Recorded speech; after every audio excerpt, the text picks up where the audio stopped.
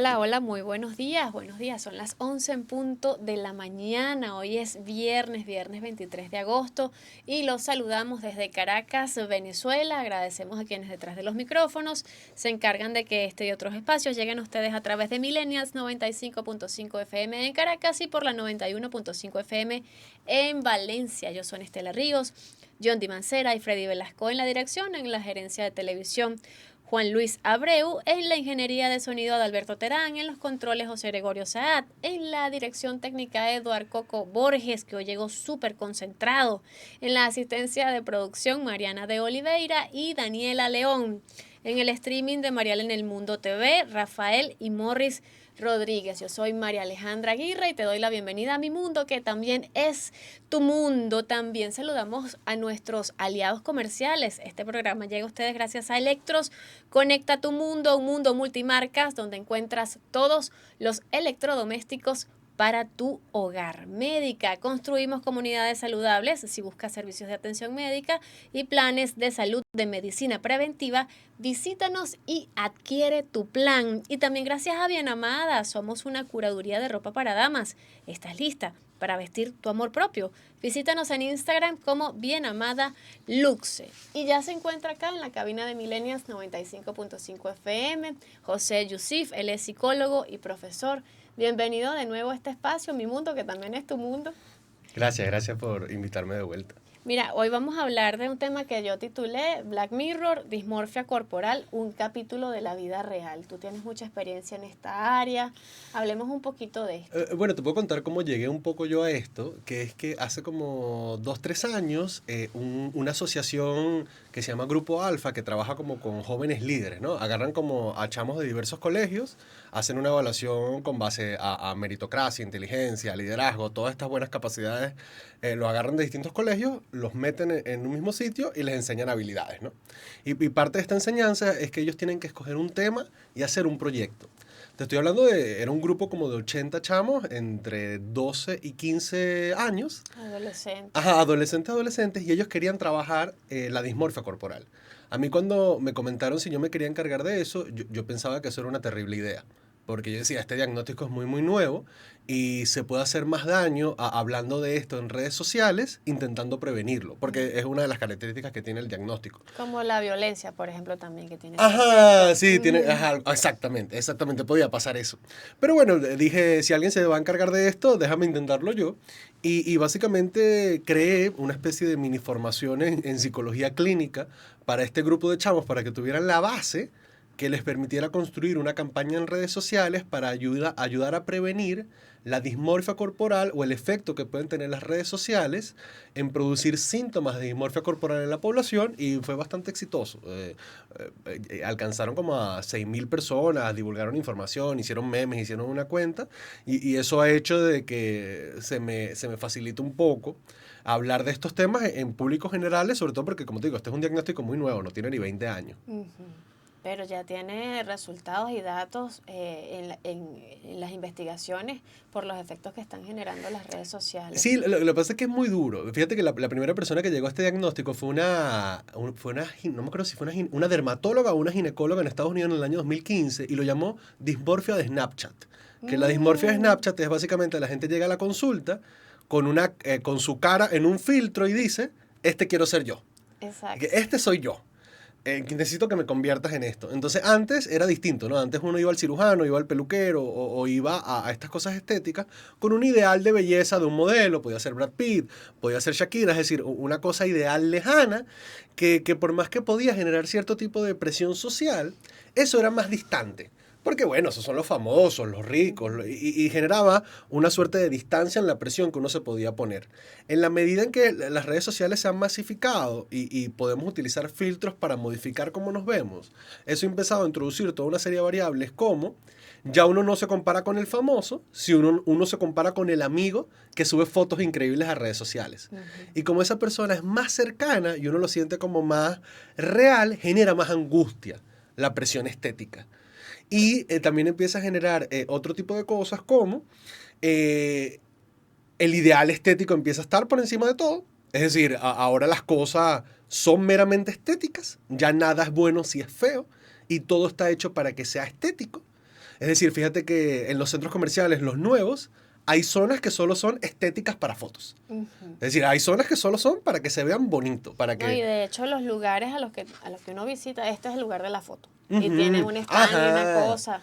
Y fíjate que eso es algo que una académica y una ensayista que a mí me gusta mucho del siglo XX, que se llama Susan Sontag, ella en un libro en el 70 y pico, que es un ensayo sobre la fotografía, ella decía, yo veo que en la fotografía está empezando a pasar que la estética vacacional es más importante que la experiencia y yo creo que en un futuro van a haber lugares que están hechos específicamente para que las fotos salgan bien. Ella se planteaba eso en ese entonces, como con esta presión de la estética. Y hay algo que a mí me llama la atención, que lo estético también trasciende a la vida, porque no solamente me quiero parecer físicamente a esa persona, sino que me gustaría vivir lo mismo que está viviendo esa persona o ser como esa persona. Entonces ya es como otro nivel en el tema de lo que pudiera ser la dismorfia corporal, porque ya no es solo el cuerpo, es la vida de ese otro que no es, puede que no sea real como lo pone en esos minutos, Ajá. segundos de video o de foto. Pero, ¿sabes qué? Para mí eso no es necesariamente malo, sino lo que empieza a ser malo es la ilusión de proximidad y de rapidez. Es decir, cuando uno se va a hacer una cirugía estética o uno va a hacer un cambio a ese nivel en su vida, ese generalmente es un proceso larguísimo, es un proceso doloroso, es un proceso que hincha, que con el filtro del teléfono eso es muy rápido. Es decir, tú con 3 movimientos puedes cambiar absolutamente toda la cara. Y eso da una sensación errónea de que todos tus problemas se pueden solucionar así como se soluciona el filtro. Ah, claro. Entonces, la gente que empieza a sufrir problemas de dismorfia corporal empiezan a tener básicamente una preocupación obsesiva y repetitiva por una parte de su cuerpo que es normal. Es decir, la gente que sufre de dismorfia no es la gente que tiene dificultades corporales reales. Tipo, es decir, alguien que tiene la mitad de la cara quemada, le falta una oreja, le falta un brazo y se preocupa por cómo se ve, bueno, está bien, está preocupado por lo cómo se ve. Pero los síntomas de dismorfia son gente, así como nosotros, caras relativamente normales, relativamente completos, y hay esta preocupación obsesiva por esta parte del cuerpo. Y esta rapidez de los filtros hace que la gran mayoría de las personas, y cuando digo la gran mayoría de las personas, es la gran mayoría de las personas, no terminan ni en psicólogo ni en psiquiatra. Terminan es o en cirujanos estéticos, o en odontólogos, o en dermatólogos. Entonces ahí es donde empiezan a ver los problemas, ¿no? Imagínate que alguien que tiene demasiada preocupación, una preocupación dismórfica con su piel o con su nariz, termina en uno de estos médicos. Y el médico dice, mira, yo no estoy seguro si debo operarte, yo veo aquí muchas preocupaciones, tal, que evita que la persona simplemente siga yendo a otro médico hasta uno que quiera sacarle la plata y ya. Ujú. Entonces, esa rapidez en la solución de problemas hace que cuando la gente empiece a tener este tipo de síntomas, y las estadísticas van como de solo el menos del 4% va al psicólogo o el psiquiatra. La gran mayoría, el 35-25% cirujano estético, un resto del 20% termina en el odontólogo, el resto termina en el dermatólogo. Muy, muy complejo que la gente piense que los problemas estéticos o las preocupaciones estéticas que tienen no se vayan a solucionar rápidamente como lo hace el filtro. ¿Y cuáles son las preocupaciones más frecuentes en este momento, según tu experiencia o según lo que Mira, hayas leído de las por investigaciones? temas de partes del cuerpo, en relación a la dismorfia, la gente se suele preocupar principalmente por la piel.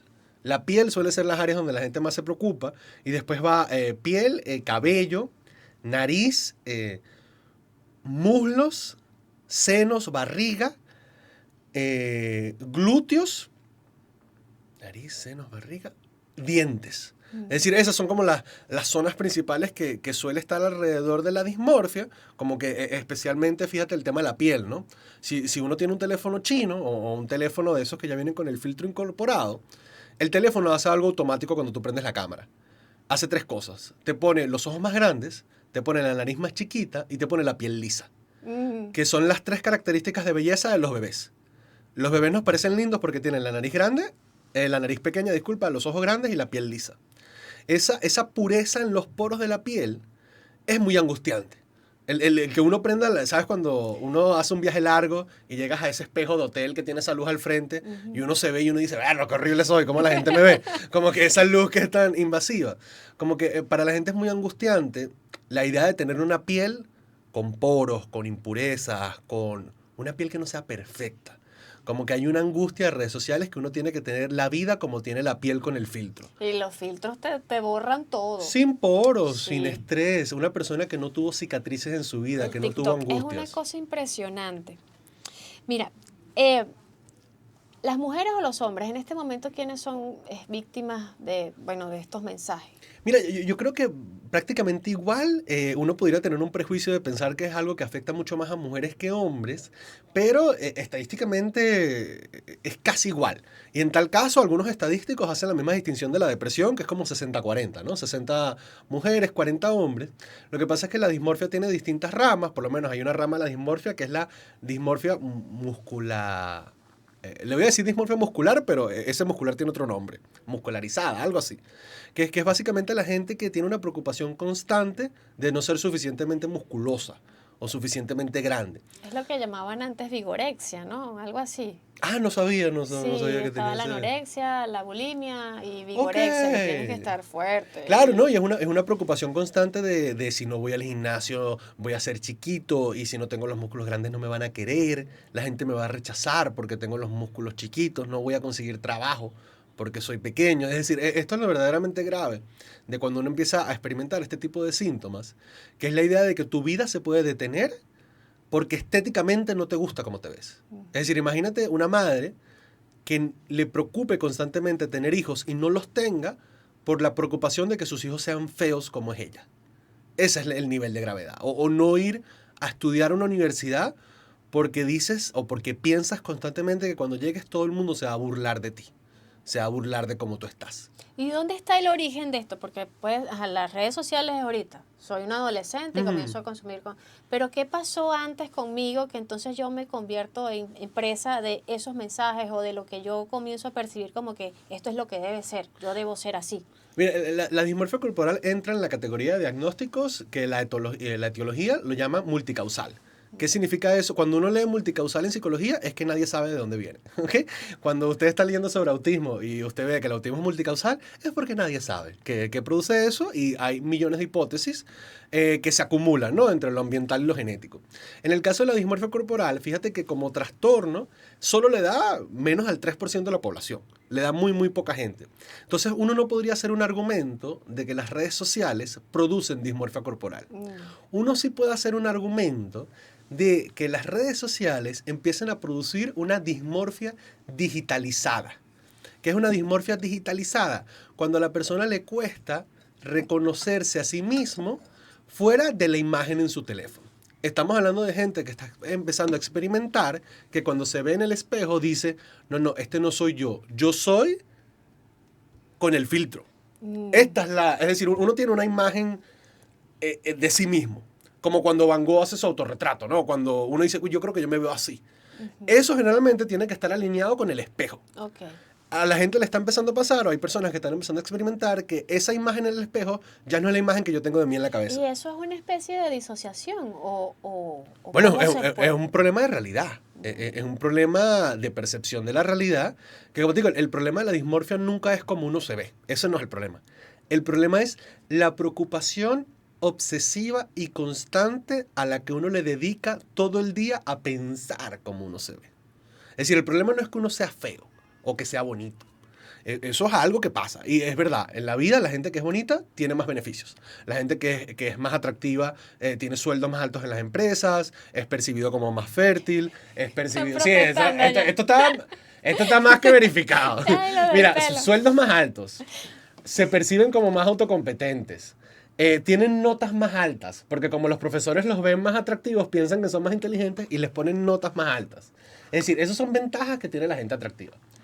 Pero eso no significa que la gente que es fea no le va bien en la vida. Es decir, hay actores bellos como Brad Pitt y hay actores feos como Steven Buscemi. Hay teóricos filosóficos bellos como Rorschach, como Locke, hermoso, y hay teóricos feísimos como Kant, como Luria. Es decir, eso no discrimina que uno le vaya a ir bien o mal en la vida. ¿Y que sí discrimina? El que tú pases todo el día en tu cuarto pensando que como eres feo nadie te va a querer. Es decir, el síntoma principal de la dismorfia es la rumiación. Okay. Eso es lo más grave. La rumiación es un término que en psicología se roba de las vacas. De las vacas rumian, es decir, tienen que masticar algo todo el día para poder procesarlo.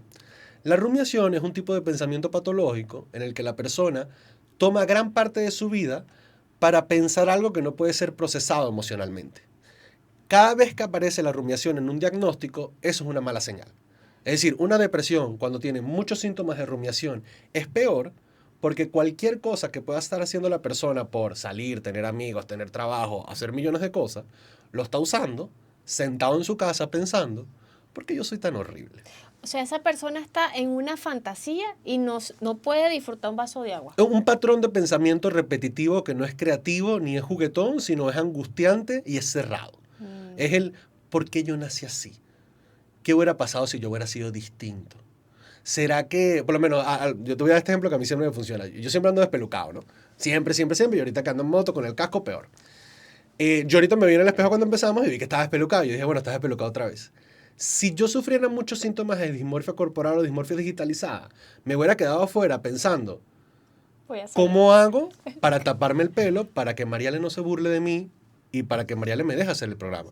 Porque yo estaría, no, esto es un pensamiento angustiante, como estar sentado afuera diciendo, pero yo voy a entrar y Mariale me va a decir, tú no puedes hacer el programa hoy. Sí, aquí tienes el solución es que hace calvo, no más problemas de pelo.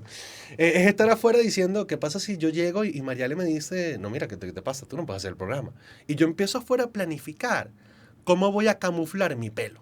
Es decir, ¿cómo hago para ponerme en un ángulo para que tú no veas este huequito que se me ve aquí en la cámara, ¿no? Entonces me voy a empezar a poner la mano aquí o voy a empezar a echarme el pelo para arriba. Entonces fíjate que en vez de yo estar concentrado en hacer esta entrevista contigo, en hablar como lo estamos haciendo... Te pelucate. Hablando de... Estaría rumiando, me voy a quedar pelucado para quedar con él la cosa. Andaría rumiando de... ¿Cómo se ve mi pelo? ¿Cómo hago para que me lo tape? Y fíjate que no podría hacer absolutamente nada, porque la preocupación por la estética me tomaría y no me dejaría vivir mi vida. Esa es la gravedad de la que estamos hablando cuando hablamos de los trastornos dismórficos. ¿Y cómo se aborda en terapia? Ya va, vamos a hacer una pausa musical y ya regresamos. Estamos con José Yusif hablando sobre dismorfia corporal. Black Mirror, un capítulo de la vida real. Habíamos dejado una pregunta al aire. ¿Cómo se aborda esto en terapia? ¿Cómo se aborda la dismorfia corporal en el proceso terapéutico? O que puede ser una persona que en este momento se está dando cuenta que, ¿será que yo estoy viviendo así? Claro, claro. Bueno, yo primero, lo primero que pensaría es el nivel de gravedad. Tome en cuenta de que si usted se está identificando demasiado con esos síntomas, quizás sea mentira. Porque tome en cuenta de que ese es un diagnóstico que le da como al 1 o 2% de la población. Muy poco probable que usted lo tenga. Es muy poco probable estadísticamente, probablemente tenga que ver con otras cosas. Pero si usted está empezando a tener ciertos síntomas parecidos a lo dismórfico, ¿desde dónde yo me aproximaría? Tome en cuenta que lo peor de este trastorno es la rumiación. Es decir, el tiempo que uno le dedica a hacer esto. Hay un experimento muy interesante que es que agarran a 3 grupos de personas y les dan un teléfono para que suban fotos a redes sociales. A un grupo le dicen, toma la foto y súbela. Al otro le dicen, toma la foto, edítala todo lo que tú quieras y súbela. Y al otro no le mandan a subir la foto, solo a tomársela. Tanto el grupo que tomó la foto y la subió de una, como el grupo que tomó la foto y la editó, presentaron el mismo nivel de estrés o de angustia de qué va a pensar la gente después que la subieron. El que la tomó y no la subió no siente esa angustia. ¿Qué nos dice esto? No importa si tú pasas editando la foto 1 hora, 2 horas, 3 horas, 4 horas. Vas a sentir exactamente la misma angustia que si te la tomaste y la subiste. ¿Esto qué quiere decir? La gravedad es la cantidad de tiempo en el día que tú le puedes dedicar a esto.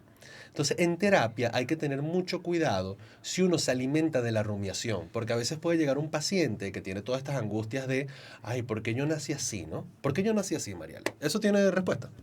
¿Por qué mi mamá me hizo así? O ¿qué hubiera pasado si yo hubiera sido distinto? ¿Qué hubiera pasado si yo tuviera otra nariz? Quizá la gente me quisiera más. Un terapeuta puede engancharse a eso y decir, es verdad, ¿qué hubiera pasado si tú hubieras sido distinto? Y eso es gravísimo.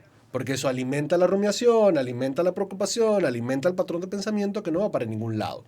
O alimenta el ritual, ¿no? Hay gente que a veces uno trata con personas que necesitan rituales para confirmar sus preocupaciones dismórficas. ¿Me veo bien? ¿Segura que me veo bien?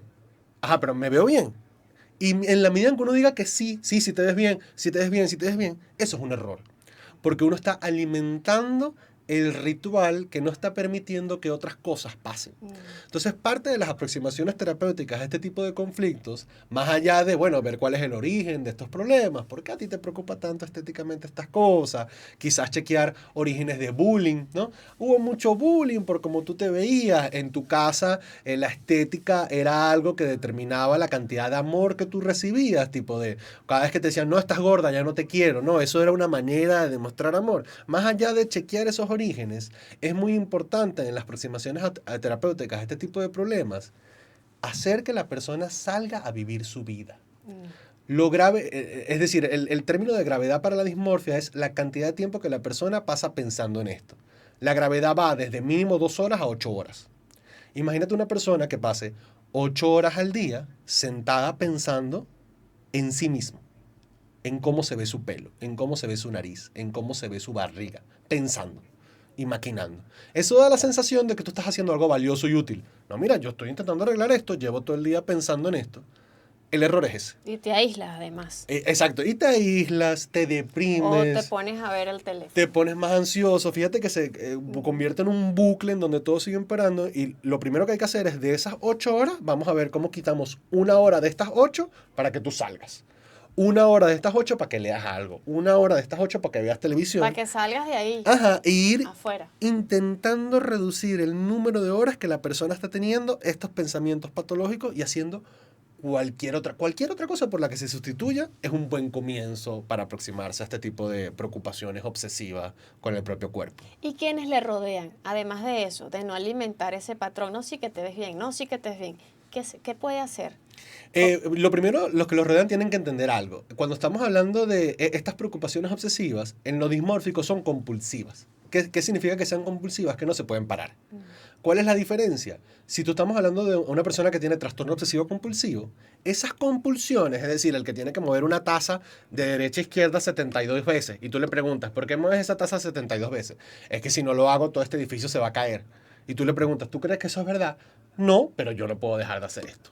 O sea, que tiene comorbilidad con otros... No, es para hacer esta diferencia. Okay. El obsesivo compulsivo, la compulsión, él está claro de que no sirve para nada, pero no la puede dejar de hacer. Okay. La compulsión dismórfica no la puede dejar de hacer, es decir, yo no podría dejar de camuflarme el pelo y pensar en él, pero yo creo que eso es bueno. Yo creo que eso ayuda a solucionar el problema. Es decir, si yo tengo problemas en la piel y yo antes de salir me pellizco la piel 72 veces, yo no creo que eso es un problema. Yo creo que eso me va a ayudar a que mi piel se estire.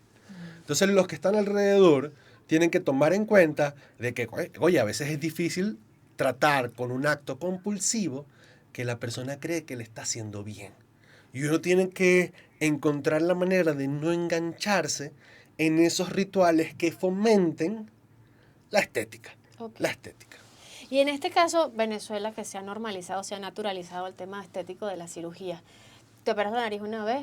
No, pero es que mira, todavía es que yo siento que esto no quedó aquí bien parado, pues tú estás como, no sé, y vas, una segunda, una tercera. ¿Qué decir? ¿Cómo hacer que esa persona se detenga un momento y diga, mira, no, hasta aquí ya no puedes más, te vas a quedar sin nariz? Sí, mira, es que pasa que es un problemón, como lo hablamos al principio, puede ser un problema de ética de medicina. Muchos médicos pueden decir, tú tienes un problema, pero eso no va a evitar que la persona consiga otro médico que simplemente quiera hacerlo y ya. Y hay que tomar en cuenta que la gran mayoría de las personas que tienen preocupaciones obsesivas con una parte del cuerpo, que se la operan, la gran mayoría no queda satisfecha. La gran mayoría queda peor. Es decir, esto es muy común en las mujeres que se operan los senos, ¿no? Al principio eres insegura por el tamaño de tu seno y después eres insegura por la cicatriz que te dejó la operación de los senos. O al principio eres insegura por tu nariz y después eres insegura por la hinchazón que quedó. Y eso se sigue como... Y se empieza a convertir como en algo como autodestructivo, masivamente. El problema con Venezuela en particular es que Venezuela es un país en el cual la estética es primordial. Es decir, aquí decir que la estética no importa en Venezuela es un acto inocente. Venezuela tiene una relación con la belleza que creo que va más allá de lo psicológico porque es algo cultural muy, muy fuerte. Es decir, aquí está muy normalizado la idea de que si uno no es atractivo estéticamente, uno no se merece las cosas. Y eso hasta lo puedes ver para entrar a un banco. Es decir, aquí no se puede entrar a un banco en shorts. Es decir, si uno no está vestido elegante, no te mereces sacar tu plata. Y eso es algo que se traduce en distintos niveles, ¿no? Es la importancia del Miss Venezuela, la importancia de la estética en el colegio, la importancia, el orgullo, ¿no? Que da la estética venezolana, que fíjate que es algo que da orgullo acá, pero que empieza a manifestar lo sombrío en otro momento. Si quieres, en algún momento hablamos de esto. Hay un artículo bien interesante que está haciendo muchas universidades peruanas con respecto a la simbología de la palabra veneca en el extranjero. La veneca como la atractiva, ¿no? Y lo que eso implica a nivel de trabajo con el cuerpo, a nivel de distintas cosas. Entonces yo me empezaría a preguntar qué tanto de la proyección arquetipal en el afuera de lo veneco tiene que ver un poco con nuestra obsesión por vernos bien, ¿no? Y por estar constantemente bellos y estéticamente, y que eso sea una preocupación, ¿no? El que uno se tiene que ver bien. Qué importante hablar de esto y hacer psicoeducación, ¿no? Qué importante. ¿Qué se nos está quedando por fuera? ¿O qué consideras tú que es primordial que no se nos escape? Mira, yo repetiría que nuevamente esto es un problema muy moderno. Es un problema con el que apenas estamos empezando a lidiar con las cosas. Fíjate que hay un filósofo moderno surcoreano que se llama Byung-Chul Han, que él tiene una teoría importante sobre la belleza. Él dice que la belleza no es algo que se construye, sino la belleza es algo con lo que uno se encuentra. Es decir, la belleza es uno está caminando y se consiguió un árbol hermoso y eso te sorprendió. O la belleza es alguien sonríe y tiene una sonrisa muy carismática y a uno eso lo sorprende y uno dice qué bello. La fealdad empieza a nacer, esto lo saco yo de otro lado, no digo un chujal, pero yo creo que la fealdad empieza a nacer con la descripción. Es decir, alguien puede tener una sonrisa hermosa y ya.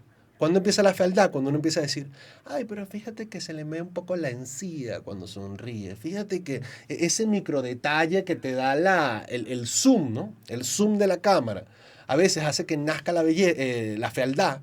Y yo creo que tenemos que reconciliarnos con la belleza de lo espontáneo y de lo natural, y no tanto la belleza planificada de una esquina en un centro comercial para uno tomarse una foto con unas flores, que es más una estética que una belleza.